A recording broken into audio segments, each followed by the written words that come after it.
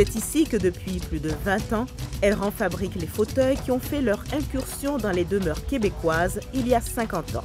Mon beau-père a eu toujours une vision. Son domaine était la fabrication, le meuble. Il a commencé dans le meuble avec d'autres compagnies comme Biltmore. Et il a trouvé qu'il y avait un manque de confort dans certains divans ou certains fauteuils qui avaient une belle allure, mais après une heure assis dessus, c'était plus esthétique que confortable. Et c'est de là l'évolution de l'idée de comment rendre un beau meuble confortable. Et l'arrivée du mécanisme nord-américain, c'est là où il a pu transposer le confort à la mécanique. L'entreprise tire son nom du prénom des deux filles des fondateurs, Ellen et Randy.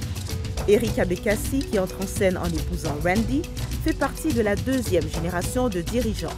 En 1988, je viens de l'industrie du vêtement. Mon beau-père dit « On va faire des choses ensemble pour évoluer notre compagnie, on a besoin de toi. Viens faire un tour. » J'ai dit « On verra. » Et ça a commencé comme ça. Et on l'a poussé, on l'a grandi, on l'a travaillé. Dans l'usine, qui fonctionne 8 heures par jour, plus de 500 employés fabriquent des centaines de meubles de façon quotidienne. Les causeuses et les sofas inclinables sont venus s'ajouter aux fauteuils. C'est un travail qui reste artisanal. C'est des cuirs, c'est des tissus. Ils bougent, on fait des meubles qui s'inclinent, ils sont toujours en mouvement. On doit calibrer et préparer en fonction le meuble qu'à long terme ne bougera pas de ses standards. Alors oui, on voit des découpes mécaniques. Ça, c'est juste pour gagner d'efficacité et de la rapidité. Mais toute la finition se fait toujours par une personne. Et tout commence ici. Nous sommes à la caserne d'Alibaba. Simplement, il y a à peu près 2-3 millions de pieds carrés de cuir en tout temps ici. Il y a à peu près 750 000 mètres de tissu en tout temps pour répondre aux besoins de notre clientèle à travers l'Amérique du Nord. Notre spécialité, c'est le custom, ça veut dire le sur-mesure, comme on dit.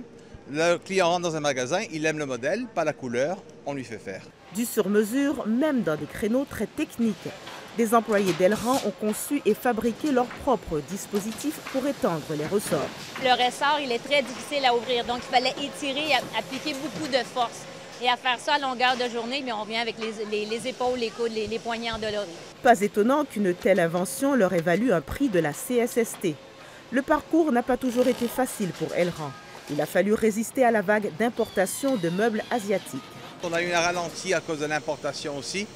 Les Asiatiques ont su bien nous copier pendant quelques années, qui a baissé le volume pour nous, le volume nord-américain. Pendant 4 ans, le chiffre d'affaires a baissé peut-être de 5 à 10 %. Après ça, il s'est stabilisé. Et depuis 4-5 ans, on a des augmentations d'année en année. Elran veut maintenant se tourner vers les meubles contemporains non inclinables, plus faciles à produire. Question de réduire ses coûts et d'augmenter sa clientèle.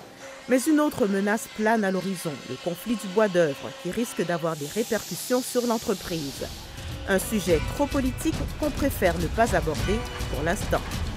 Ici Maxime Bertrand, Radio-Canada, Montréal.